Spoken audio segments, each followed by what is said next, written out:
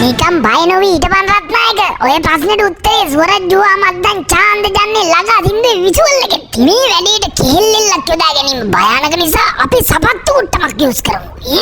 හොඳට වළඳුන් නැත්තම් මේක වැඩ කරන්න නැති වෙන්න පුළුවන්. ප්ලෑන් එක මේකයි. අක්කා මෙතනින් ඇවිල්ලා මේ සපත්තුවේ පය පැකිලලා ඇදගෙන වැටෙන්න හදනකොට උඹ සාරුක් ඛාන් වගේ ආවා. අක්කව දෙය දුන්න බෑවා. මූණ ඉඹගෙන ගියා. අනේ අපි මේ එකපාරක් නැංගුරම කියලා මේ ආයිබන් දිගම්බන් සිරෙප්පු ඔන්නෙනවා අලවන්තකම නිදලා අල්ලගෙන ඉඳක් ගාලා යකෝ අවුරු කඩාගෙන ආව සුනාමිය සපත්තු වෙන්න බෑ වලකන්න සික්කපරාදේ අපිට තිබ්බේ කබි කුෂිකබි ගම්දා අලවන්න මුදු මංකොල්ල කාරයටයි හාම් මහත්තයටයි නැංගුරම කෑම ගෙනාවා. ටිකක් භයානකයි වගේ රත්නායක.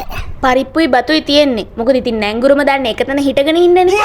අයියේ අර කුකුල් මස් එකක් තියෙනවනේ පිජ් එකේ. රත්නායක තෝගේ පොල් දඩෙන් ගලවලා හිරමනේට උදාගනි කට වහගෙන ඉඳපන් බූරුවා. කුකුල් මස්? ඇයි අර කෝකියෙක් ගේනවා කිව්වේ? දැන්නත් එක උයාගෙන කන එකයි ඇත්තේ.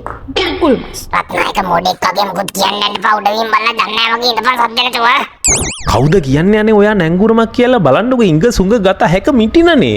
විහිළුවක්වත් තේරෙන්නේ නැහැ. රත්නායක තෝ හොඳටම කලා ඇවිල්ලා ගිහලා පෙට්‍රෝල් වක්කලා. මොඩ. ඉංගසුංග නෙමෙයි දෙන්නටම මිටියෙන් මම.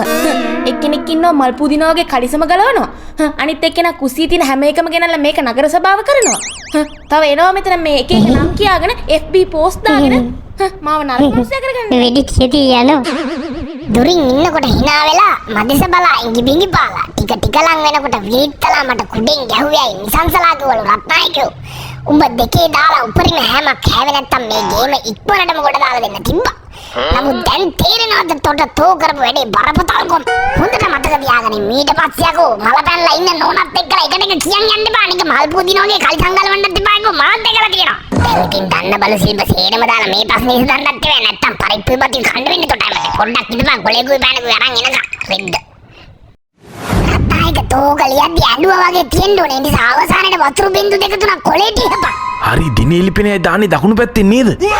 මගේ මාළු මටම කන්න හිතනවා යකෝ තෝ සමුර්දීල ග්‍රාම සේවකටද ඔය ලියුම ලියන්නේ නැත්තම් අක්කටද ඔය ලියුම ලියන්නේ? මීහරක.